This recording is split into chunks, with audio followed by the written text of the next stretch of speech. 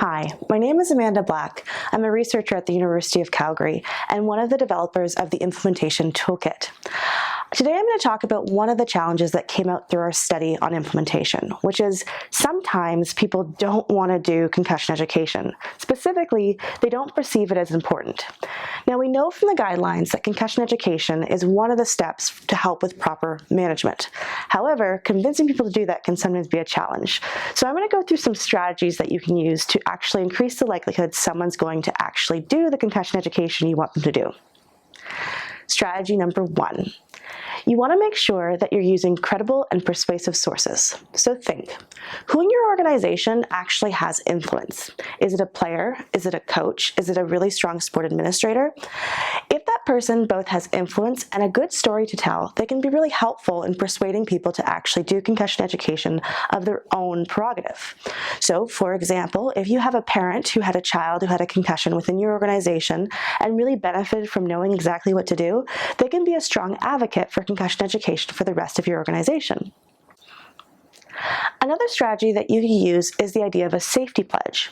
Some of you already use this as part of your risk management strategy, but it can be customized specific to concussion.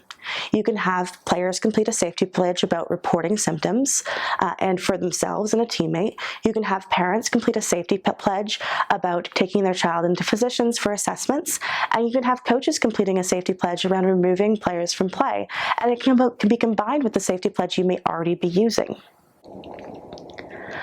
Another strategy that you can use is to make concussion education easy.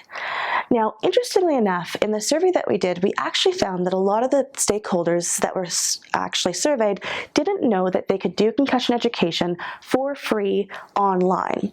And so this is a challenge with communication. So one strategy that you can do with your team is to make sure that you're sending out communications around concussion education that you plan to use.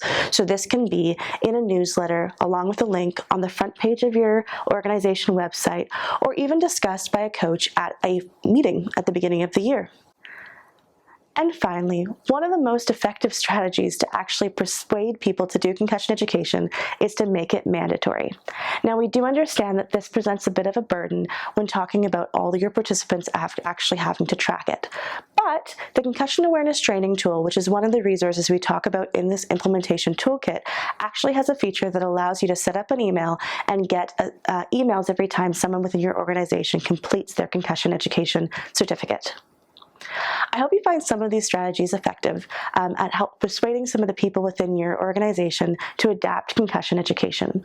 We all want to reduce the risk of secondary consequences due to mismanaged concussions, and hopefully a proper concussion education strategy at the beginning of the year will help you do that. Thank you.